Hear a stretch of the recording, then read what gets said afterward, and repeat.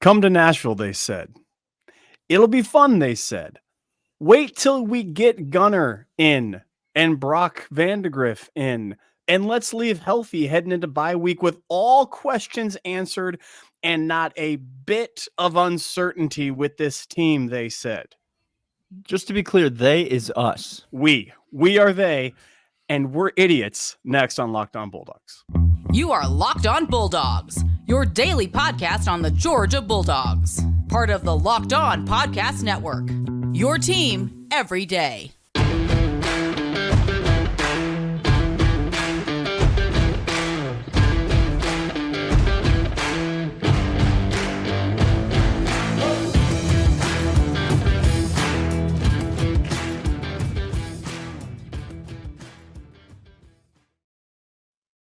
What is up, everybody? Welcome to the Locked On Bulldogs podcast. It is Saturday afternoon. It's the overreaction show.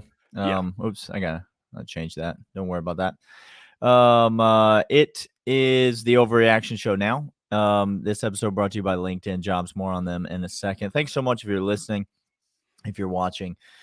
And we got a lot to say. We have a lot of things to talk about. Let me just start here. Kirby Smart. Yeah. In his post-game press conference. Yes. Speaking of the Brock Bowers injury, said, Cool. and I quote, please, "We're not going to overreact to it." Well, guess what, ladies and gentlemen? We are. I don't know what kind of an animal you need to sacrifice, Georgia fan, in order to try to appease whatever deity you claim. But now's the time to get to getting. You understand? Brock Bowers has exactly 13 days to get 100% fully healthy. I died inside in the second quarter of that game, and I have not yet been resuscitated. And when we say die inside, just so you're fully aware, if you've been part of Locked On Bulldogs for a while, you know how dead inside Daniel already is and how I'm dead inside already. And for us to die more takes a Brock Bowers leg injury, lower leg injury, in which he's hobbling from one side of the stadium to the other. What the actual hell? Can you get the man a cart? If I saw him on a cart, Clint, that would have been it for the podcast. I just need, let the record show that the only reason I'm here is because I haven't seen him on a cart. No, X-rays were negative. He's fine. Guys, he's not going to play against Florida. Okay. By the way, PETA, he is not actually going to sacrifice an animal. Just don't come at us. Mightn't I? Excuse me, PETA. You can contact me personally at Dawgs Podcast if you'd like to follow up on what I said earlier. Gurf and I will anxiously be awaiting. Okay, we're gonna talk about a couple of overreaction questions that we got over on the Twitters as well. But yeah, the biggest news coming out of this, it's the Brock Bowers injury. Brock Bowers, it is it will be a constant source of conversation, and not only that, but let's just go ahead and get the other injuries out of the way here at the beginning of the show because we're talking about Brock Bowers. Normally, we wouldn't lead with injuries, but Kristen Miller goes down. That's a big loss. Hopefully he's back. We don't know a ton about him. Xavier Truss goes down with another ankle injury, and that one killed. I mean, that one just hurt. That one hurt big time. And I'll just say this here. Okay. I was ready to jump on the pot early in the game. As we watch the game, my mind immediately goes to just file that away. I'm going to be talking about that on the podcast tonight. And when Xavier Truss missed that block and it resulted in the strip, sack, fumble, I was ready to jump on this pod. But you know what, Clint? I went the other way. Everyone was slipping and sliding on that disgusting field in Nashville. Every single person I watched, it was like an ice skating rink out there. Xavier Truss clearly put a cleat in the ground, and it did not catch anything, and he went down, as one does, and he gave up the sack. I don't fault him at all for that. Now it was a huge play in the game and tremendously unfortunate for Georgia. I wasn't mad. Even before the injury, I wasn't mad at Xavier Truss after seeing other guys sliding around. If he's not back, that's a huge loss for Georgia. I'm going to talk about who replaced him and what the swing status is with Micah Morris as well as Freeling, who, by the way, Freeling came in, played admirably. played Thought he dang played well. admirably. Yeah. He played dang well. But your point is this, and I saw it early on in the game. You saw that little run around that Vanderbilt did, throw into the end zone, the almost catch, non-catch, but guys were slipping and sliding. Oh yeah, everywhere. Lassiter falls down on that play. If Nice if he's upright, that's an easy interception. easy pick. So Easy the interception. field is awful. It hurt Brock Bowers, which I'll never forgive you for, Vanderbilt, that you're a construction zone with not real turf. Why in the world is it legal to allow football stadiums to apply that forsaken substance to be what we run on? I will never understand. It's insane. It's It's insane. absolutely insane. Um, It's like the swamp at Neyland Stadium. It's just insane, insane. surface to try to play on. And then, Clint, why is it that Kendall Milton is now by far the best running back on this team? And as soon as you think that, no, he gone. He gone. He is back on the sideline, helmet gone, knee brace. Knee brace on predominant. MCL, tighten up, took a shot to the knee, and at halftime just tightened up on him. I said 2 weeks ago, don't come back until you're 100% healthy. And he was 100% healthy. Did you see the man run today? I saw him run 5 carries, 53 yards, 56 Good yards. Lord, he was looked unstoppable. an animal. Absolute animal. And then the injury bug comes. Apparently, look, I don't know, Kendall, what your regiment of training is, but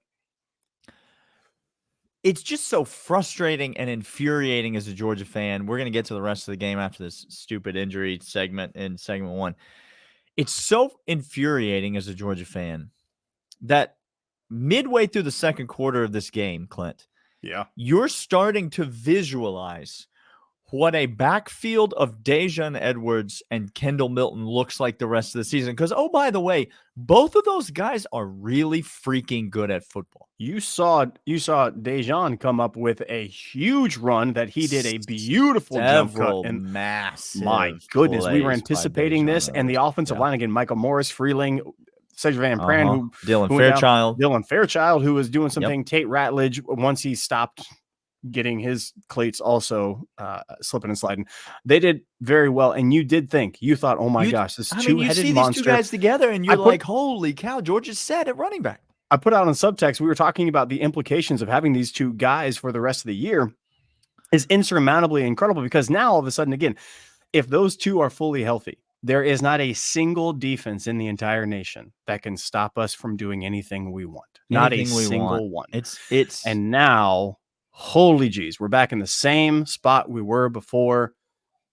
Nothing is more devastating than a Brock Bowers injury. That's why we lead the show with it. But the Xavier Truss, Kendall Milton back-to-back injuries it's just a devastating blow for morale. I know that Georgia's offense was fine. I know that we came back out a little bit, everything was whatever. Yeah. Devastating for morale. We're going to talk about that Georgia offense. We're going to talk about the Georgia defense. We're going to talk about what we liked and what we didn't like coming out of Nashville. We got a bunch more stuff to overreact to, but first these. And these are, in fact, LinkedIn jobs /LockedOnCollege, LinkedIn.com/LockedOnCollege. Post your job for free. These places are incredible that you go to and you post your job, and LinkedIn says, hold on, I got the right candidate for the right job, for the right team, your team, specifically your team. You don't have to spend and waste hours and hours. You don't have to run around with HR and doing interviews with ludicrous questions and ludicrous. It's like every other site is an average beat reporter for Georgia that asks Kirby stupid questions. Here we go. LinkedIn is the Brooks, if you will, of Brooks Austin of UGA. They're the reporting. Brooks Austin of job posting sites. Yes. I don't think we need to continue with the ad read. Every Georgia fan watching this now knows exactly how good Get over to LinkedIn, LinkedIn.com/LockedOnCollege. Post your job for free. Millions and millions of network people to get you the right candidate for your position, your job right now. LinkedIn.com/LockedOnCollege. Post your job for free right now. All right, Clint. So we come back, and I want to start with this because I know there's probably a lot of negativity on this show. A game that we won handily. Well, it's you and I, so if you came expecting something else, bubblegum and ponies. Either Yeah. Welcome to the show. I'm glad to have you here for the very first time. He's Clint and I'm Daniel. And we do this podcast every single day called Locked On Bulldogs. It's great to have you along. Or that's your fault if you expected On something you. different. But I want to start here, Clint. A lot of Okay. negativity about the offense, the explosive plays. We got some comments. We got some comments about Kirby Smart's game plan hamstringing Mike Bobo. I'm sorry, guys. I'm not going to do that. I'm not going to do it. This offense did not punt one time this game. Now, Carson Beck threw a very problematic interception. Not good. Was not good. That makes 2 balls that he had tipped today. The other one very nearly intercepted on an amazing play in the backfield. And you had the aforementioned fall down, right tackle fall down, strip, sack, fumble early in the game. If you're going to have a problem with the Georgia offense, it's twofold. Number one, it has nothing to do with the game plan. It's that Georgia did not hit and convert the explosive plays that were right there. Case 1, Rosemy Jackson. Streaking down the middle of the field, throttles down. He's wide open. Carson Beck did not overshoot him. He throttled down.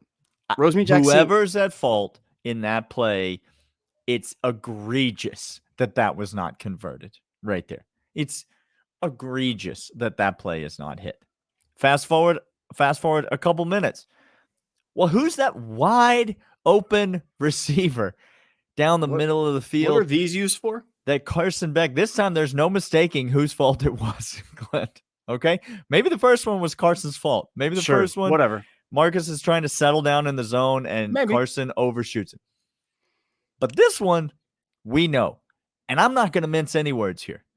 Arian Smith is terrible at football. I don't ever want to see him play again. Period. End of statement.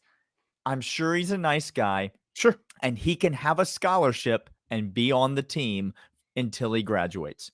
I don't ever want to see him on the field again. It's over. But he's got speed like Deshaun Jackson. Daniel. But do you know what Deshaun Jackson was able to do when he got behind the defense? Catch the ball. Catch the ball. One time. How about once? We'll start with once. What if you could just call it once? The big plays were there. The explosive plays were there. Georgia missed them. Now, Vandy came out with a game plan in this game. Do you know what the game plan was? Yeah, what's that? Cover. That's it. Cover the spread.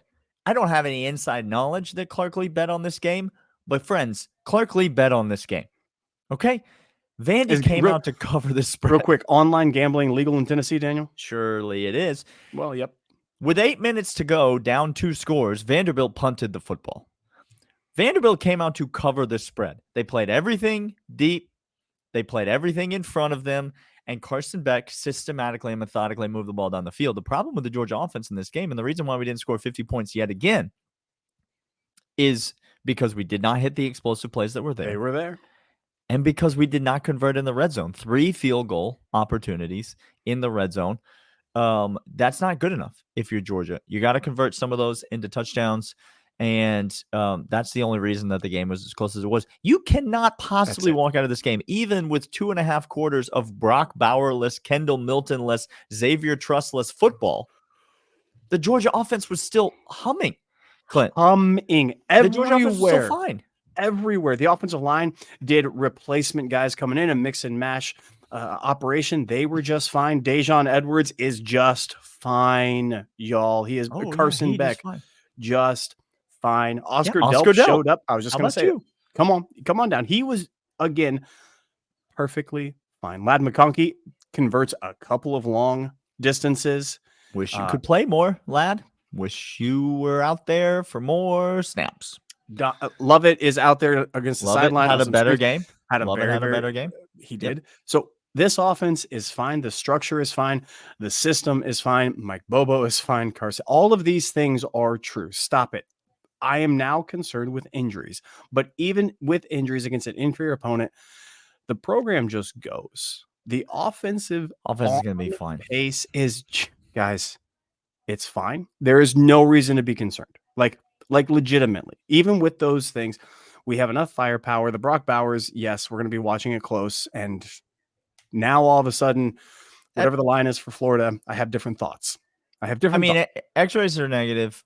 He'll be back this season. Honestly, at this moment, who in the world knows? We don't have any insider It's not a information. high ankle sprain because he wouldn't have been walking. But I don't know that you should necessarily expect him to play against Florida or expect him to be 100% against Florida. But the fact that the X-rays are negative, he should be back this season. Georgia's offense will be fine. Fine. Can we talk about the defense now? Nope. All right. Well, we'll be seeing you. It's been a long time. I'll give you a little taste now. And then we'll roll it into the third segment for the 199, sure. the loyal third segment listeners. I have never been more wrong about a unit of football in my entire life. These defensive players are not good. They are not good. The linebackers are abject trash. They cannot cover in any open field whatsoever. They cannot get back to do a little angle pattern from a running back. They can't cover any underneath slant or post or dig. They can't get elevated for depth. Dumas Johnson is not worth my time talking about. I'm sorry. I can't do it anymore. I can't with him. We are not able to tackle. We are not able to get pass coverage. It is abysmal. This is one of the worst inside linebacking cores ever assembled for Kirby Smart. Well, that's ladies and gentlemen, I'm here. We've made it. You have broken me. The most pro defensive guy in your corner. I watched you get handled by Vanderbilt. I watched you get systematically broken down and apart and picked apart. They picked on the inside linebackers, Daniel. The game plan that Vanderbilt had, that Clark Lee had, was one thing only.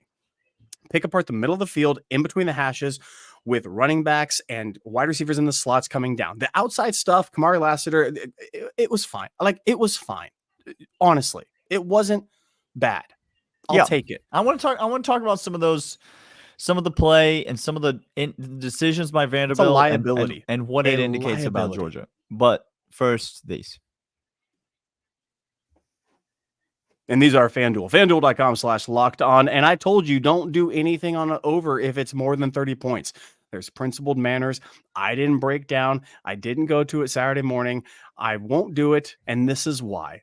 FanDuel.com/locked-on gives you those lines. You can go over there, make every moment more. And with every single bet you make of $5 or more, whether it cashes or not. And if you bet the cover on Georgia, God help your soul. I told you not to. That's a $5 bet. It would not have cashed. But if it was your first bet on FanDuel, guess what? Bonus bets coming your way. Bonus bets. Hundreds of dollars bonus bets. Account. It is safe. It is reliable. It's the best plays. Daniel and I go every single time we do locks and we give out lines, over unders, parlays, Heisman odds. FanDuel.com/locked-on is the place that we go. It's where you should go as well. And no matter if you don't like betting, don't understand, they're going to help you out. They're going to make you know, and you're going to get bonus bets, whether a $5 bet cashes or not. FanDuel.com/locked-on. Make every moment more.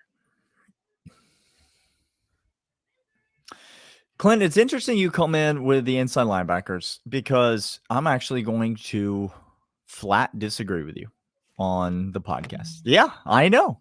The defense is a problem. I do not disagree at all with that assessment. We gave up 20 points to Vanderbilt. One of them was Carson Beck. Carson Beck gave up one of those touchdowns. Ball. By the way, kudos to Carson Beck for running down there and putting his shoulder into a guy and keeping him out of the end zone. But Carson Beck gave up one of those touchdowns. This defense gave up 14 points to Vanderbilt. Number one, 14 points is way too many points to give up. Way too many. Number two, the way that they scored them, both drives, systematically moving the ball down the field on us, surgically almost tearing this defense apart. You blame the inside linebackers. Yeah. Clint. I blame the secondary. No. I absolutely listen to me. I'm listening. Tyke Smith's not good. Don't be fooled by the interceptions, Georgia fans. And he's got a lot of them. Tyke Smith is a flat-out ball hawk. He is an absolute playmaker, big moment, like go get the football type of guy.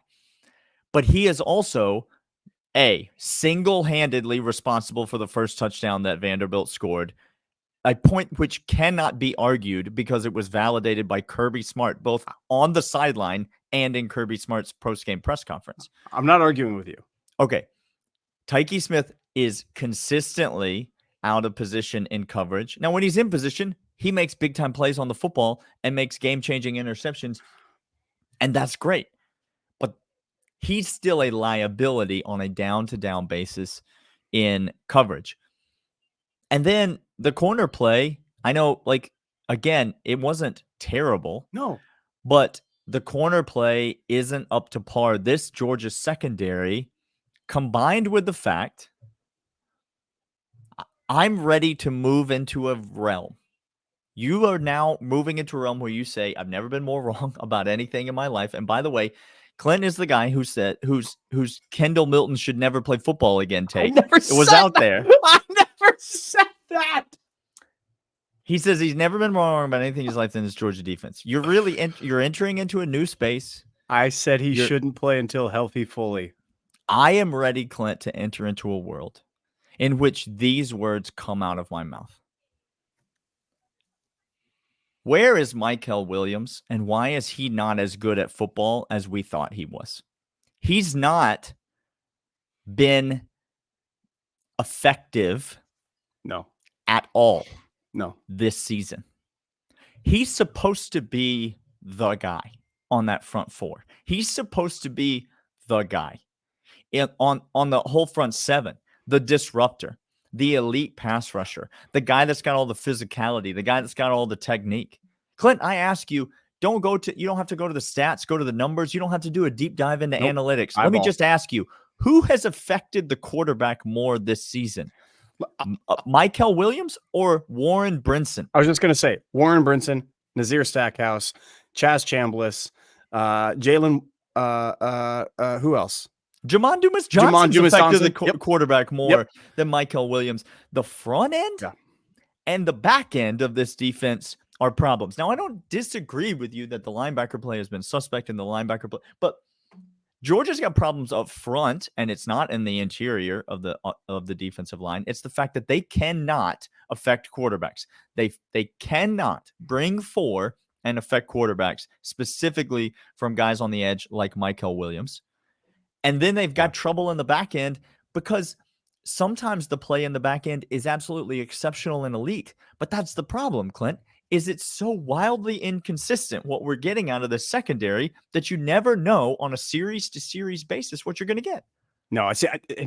Okay, it's a domino effect. I'm going to not disagree, but also disagree with you at the same time. The secondary is being suspect because everything in front of them is not up to par. Kirby Smart's system and Glenn Schumann, how it operates and how it works is according to he said it himself. How Dumas Johnson goes, the entire defense goes. The secondary is sucking up and missing assignments and trying to overcorrect because Dumas Johnson is not getting his assignment done and not taking care of his business. It is a trickle-down effect. It is a domino effect. Now, to your point, Michael Williams, we're there. This has been long overdue, actually. Daniel and I have been secretly not talking about it because we've been hoping that it's something weird, maybe an injury, maybe the flu bug, maybe he just ghosted the team. He's just gone. He's not effective, period. So not getting pressure. Dumas Johnson's not fast enough. The secondary is having a domino effect of repercussions of what's happening in front of them. Now, when we go blitz and we go man, Daniel, when we're not in zone, here's when we're not in zone and Dumas Johnson is not being asked to carry routes. Yeah, we're fine. I mean, until a simple handoff on the back end between a third-year player and a fifth-year player results in a 60-yard touchdown pass. How many times are we going to see it from this Georgia defense? Where, again, some series they look elite on the back end, right? Okay, this is going to be my second point. They didn't even throw it to Will Shepherd hardly at all today, which is a testament to how well the corners can play and did play. That's what I mean. I was fine with the corner play today.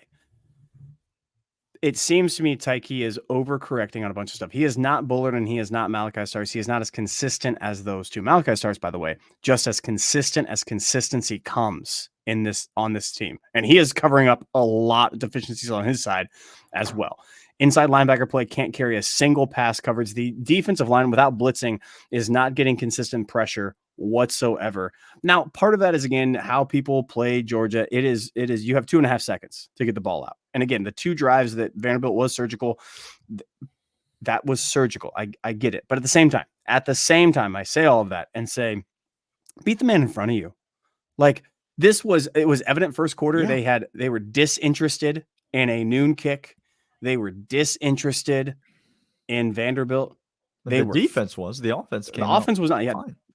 I mean, your first series fumble, but like the flat offense as can be everywhere. Yeah. And this defense is playing emotional football right now. And that's brand new to Kirby Smart and Glenn Schumann, because defenses has always been consistent. And now we're doing ebbs and flows, ups and downs, roller coastering. And that is brand new to us. We are in uncharted territory for the first time in Georgia fan. We've had Monty Rice led defenses that weren't emotional, Daniel, that were consistent, not consistently as great as others, but man, the spectrum on this defense is gross to try to think through. Georgia got a long way to go, y'all. And listen, I'll tell you what this game proved. This game proved, number one, Georgia is not the team that we saw against Kentucky all the time. They can be that team. They absolutely can be that team. Ceiling's very high. They can also mess around against absolutely anybody in the country and look suspect at best. I'm not saying Georgia can't still go undefeated, can't still win a national championship, can't still do all the things. But this defense particularly has got a long way to go. They've got a lot of improvement to make, and let's hope they do so in the bye week. One last maybe it's an overreaction, Clint. And I tucked it right. I'm gonna tuck it right here at the end. I've been 199. Hey, thanks for being here, because you are why we do this podcast. Yeah, appreciate you all. I'm going to upset some of you in a deep way right now. Okay. Yep. I said earlier that I don't want to see Arian Smith on the football field again. There's another person I feel that way about, and his name is Mekhi Muse. I'm done with the Mekhi Muse show for Georgia. I get it. I know. I understand. He's so likable. He's very fast. He had that big punt return. Sure. The fumbles, Clint, the little check down stuff that should be going to Ladd, that should be going to Dom Lovett, that should be going to Cash freaking Jones. I'd rather any of those guys run every play that Mekhi Muse is running. I don't want to see him return punts. I don't want to see him return kicks, because every time he touches the ball, I think A, he's going to fumble. Fumbleski. Or B, I don't trust that this is really going anywhere. Now, Georgia was getting 6, 7, 8 yards a clip on those little dump offs to the outside, and Mike Bobo was perfectly content to just systematically move the ball down the field. But I want more from this Georgia team, and I want Ladd McConkey to be healthy enough where he's the guy catching those balls. The best version of this Georgia team does not involve Mekhi Muse on the field at all. I think we need to find somebody else to return punts, because I just can't handle putting the ball on the ground anymore. Like how many times are we going to let Mekhi Muse fumble on a punt and not take him out? It doesn't have to be Ladd. I understand if it's like he's on a pitch count and you don't want to put him in there. Sure. He is clearly, by the way. Put somebody else in there. I cannot watch the ball be put on the ground again on special teams. That's fine. I thought you were going to go far worse than that. That's very reasonable. Here, overreaction in a good way. Ernest Green, I love you. Just fine. You are just fine. Please do some extra, just preemptive therapy, like maybe just like preventative, maybe prayer. Get that circle going. Something. Whatever animal you need, Georgia fans. PETA's coming for you. I'm telling you right now, PETA's coming for you. This has been Locked On Bulldogs, by Locked On Podcast Network, your team every day. We will see you all on Monday, where we talk about news that Kirby's going to give us because he's going to be so forthright with injury I cannot information. imagine these 2 weeks are going to be anything but fun. We'll see you guys later.